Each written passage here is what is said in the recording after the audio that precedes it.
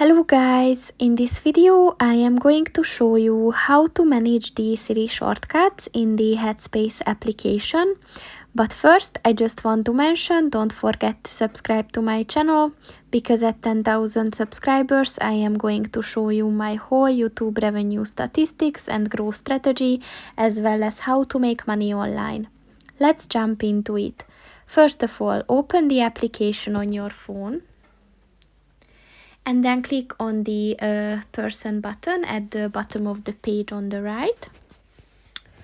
And then click on the settings button at the top of the page on the left. And then click on the Siri shortcuts button. So as you can see, there are different like shortcuts that you can add to the Siri section if you have an iPhone at least. So for example, if you want to add the exercise shortcut, then just click on the add to Siri button next to the exercise button, and as you can see, the Hey Siri, let's exercise shortcut is added. So it's available from now on, and you can do that with all of these. So yeah, that's pretty much it for this video, guys. See you in the next one. Goodbye.